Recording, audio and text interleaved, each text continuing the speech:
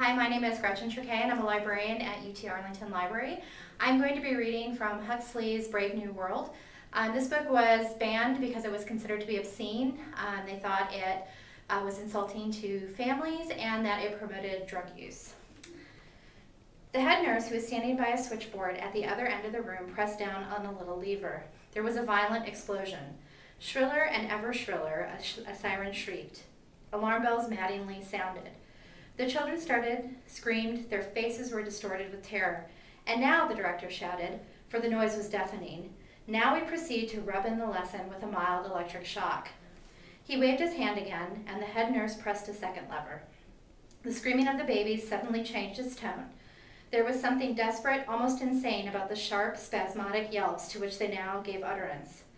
Their little bodies twitched and stiffened, their limbs moved jerkily as the tug of unseen wires. We can electrify that whole strip of floor, bawled the director in explanation, but that's enough. He signaled to the nurses. The explosion ceased, the bell stopped ringing, and the shriek of the siren died down from tone to tone into silence. The stiffly twitching bodies relaxed, and what had become the sob and yelp of infant maniacs broadened out once more into a normal howl of ordinary terror. Offer them the flowers and the books again. The nurses obeyed. But at the approach of the roses, at the mere sight of those gaily colored images of Pussy and Cock-a-doodle-doo and Baa-Baa Black Sheep, the infants shrank away in horror.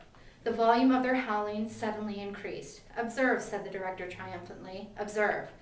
Books and loud noises, flowers and electric shocks. Already in the infant mind, these couples were compromisingly linked. And after 200 repetitions of the same, or a similar lesson, would be wedded indissolubly.